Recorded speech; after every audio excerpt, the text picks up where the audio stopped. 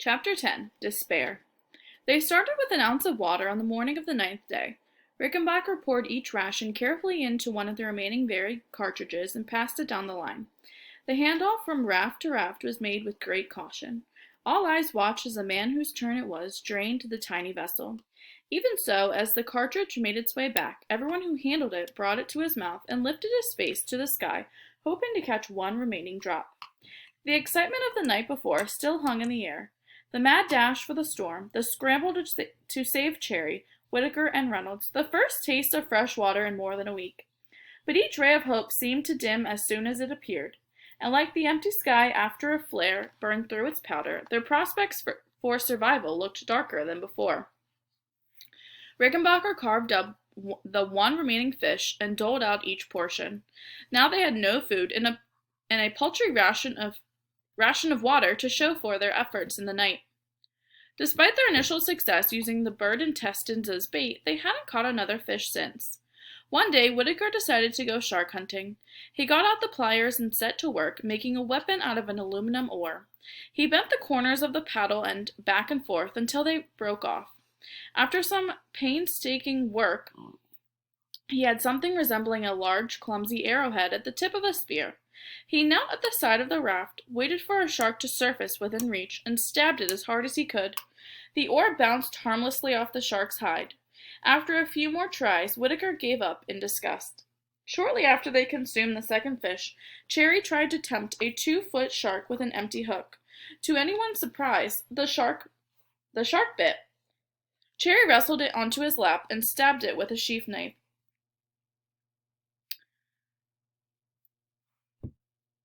The shark buckled and writhed, and the raft nearly capsized.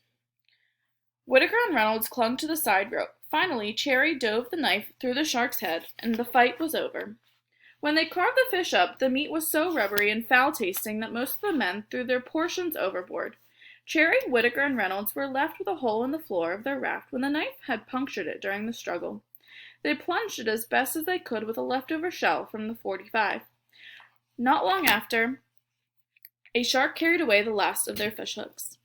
Midway through their second week at sea, a deep gloom settled over the rafts. The 8 men had no gear to fish with, and no guns to hunt with. They had no flares to signal a passing ship or lane. Everything except Whitaker's watch had stopped working. The compass had frozen in place. Rickenbacker's map was waterlogged and useless. His orders, which had preserved in his pocket, were unreadable. As for the rest of humanity, there had been no sign of them since the last radio contact on the afternoon of October 21st. Physically, the raft mates were failing fast. Each of them had lost more than 20 pounds. Reynolds, in particular, had begun to look like a skeleton. He and Colonel Adamson and Sergeant Alex were so weak they could barely move. Sun and salt continued to torment them. Bartek's eyes burned from the glare and the salt crust that clung to his eyelashes. His skin became a reddened minefield of salt ulcers. Whitaker escaped the angry sores for some reason, but everyone else was plagued by them. They started as a rash on the thighs and the butt after days of chafing in wet pants. Salt ground its way into the rash, and the ulcers appeared, filled with pus and tender to the touch. Eventually they broke open, leaving wounds that never healed. No one could shift positions without sending a raft mate into an angry tirade. Whitaker tried to act as peacemaker, but there was no comfort to be found on the rafts. During the day, they lay in a stupor, hiding from the sun and praying for night to fall. At night, they huddled together for warmth and wished for day to come. No matter how they arranged themselves in the rafts, there was no relief. Lie back to back, and the salt spray lashed in your face. Huddled together in the center, and you sank into the salt on the floor of the raft. For Rickenbacker, the nights brought on loneliness deeper than anything he had felt. The other rafts disappeared in the dark. A groan or a prayer arose from the mist, but he couldn't see anyone. On calm nights he would awake from a nightmare to find the lines slack and no sound at all in the air. He would sit up and reel in the other rafts until he was sure they were still there. The men had all good dreams too, in which giant feasts appeared on their tables at home, and they slept peacefully in their own beds. But those were a worse torment than the other nightmares, because eventually they woke up. Once Rickenbacker awoke from a fitful sleep and turned to Adamson. "I just telephoned Adelaide, and she's bringing the car right over," he said, with a broad grin on his face. Then he realized where he was. As the agony mounted, discipline on the raft started to fall apart. DeAngelis gave up calculating how far they had drifted.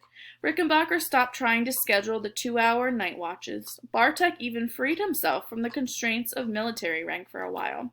After all, Colonel Rickenbacker drank from the same very cartridge that Private Bartek peed in. Bartek started calling the old man Rick. Whether he was the colonel or just Rick didn't seem to matter to Rickenbacker. What he cared about was the morale in the rafts, and it was slipping fast. DeAngelis and Reynolds seemed to have given up all hope. From time to time, Bartek heard DeAngelis mutter, "Well, I guess tomorrow we'll go meet our maker." The complaints drew the same reaction from Rickenbacker every time. Pure, blunt rage. The outbursts were shaped by the world Rickenbacker lived in, a world run by men. In his lifetime, the racetrack, the military, and the top ranks of the business world were mostly male territory. And to Rickenbacker, the important virtues, courage, determination, self-reliance, were male virtues. When his raft mates fell short of his standards, he thought they weren't man enough for the task at hand. "What's that?" he would say at the first sign of moaning. "Why, you darn quitter. When we get out of this, you better crawl home to the woman where you belong. How did you get into the army anyway?" On the 10th night, Rickenbacker heard someone praying that God would put him out of his misery. "He answers men's prayers," the colonel barked out across the waves. "Not that stuff." To the rest of the men, it wasn't clear whether Rickenbacker's outbursts were an act or just plain bullying. The old war hero acted as though he were in charge of the rafts, and when he spoke, or yelled, he did it with such conviction that it was impossible to argue with. Rickenbacker's tongue lashings, as Bartek called them, did have one effect. In the moment, they made each crew member, in his turn, hate the old man with a passion, and hatred, at least, was more likely to keep a man alive than despair. Often, after tempers settled down, the men felt reflective. When you were in the middle of life, following orders, getting up for work every day, it was easy to take it all for granted. You assumed that your friends and family would be there forever, so they didn't need special attention. What you did or failed to do each day didn't matter at all. There was always another day. But out here, drifting 500 miles from nowhere, you saw life for what it really was, fragile as an egg. One miscalculation, a broken octant, or a faulty wind speed reading, and it could all be stolen away. So in the relative comfort of dawn and dusk, they talked about their lives. They confessed sins from the past and resolved to do better in the future. Life, after all, was not to be wasted, if they ever got a second chance. DeAngelis felt bad that he hadn't bothered to do anything special with his wife after they got married. If he made it back, he pledged he would take her to all the best nightclubs. Adamson talked about the homeless people he used to see on the streets of New York City, people who didn't have enough to eat. He vowed that if he survived, he'd do something to help them. He'd always thought he was so big and important back at home.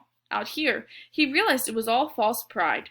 He passed around a picture of his wife and asked the rest of the crew to make sure they gave it to her if he didn't make it back. Whitaker admitted that he'd been selfish all his life. He was way too quick to get into arguments and not quick enough to make up. He had a brother he hadn't spoken to in 15 years. If he hadn't made it back, he was going to get in touch with him and apologize. Cherry confessed that he had a girlfriend in Australia whom he had met on an air transport mission. She looked just like the actress Olivia de Havilland, he said. But now his family at home was all he could think about, especially his little daughter, Paula. He had missed important parts of her life, and if he ever got back to Texas, she was going to be his priority. At some point, Sergeant Alex revealed to DeAngelis that before he left Hawaii, he had written a month's worth of letters to his girlfriend, Snooks. He had given them to a friend with instructions to mail one day.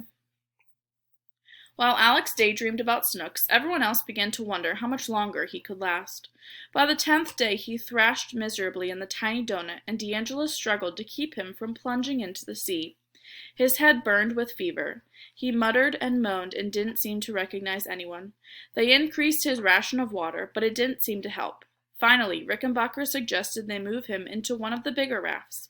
They pulled the donut close to, and DeAngelis, Bartek, and Rickenbacker struggled to get Alex over the sidewalls and into Rickenbacker's raft. Bartek climbed awkwardly into the donut and pretzeled himself in with DeAngelis. Rickenbacker arranged Alex low in the raft and positioned himself to block the wind. He lay close and cradled him like a baby to help transfer body heat. Alex shivered uncontrollably and mumbled in a language that sounded to Rickenbacker like Polish. In about an hour he relaxed and dropped into a fitful sleep.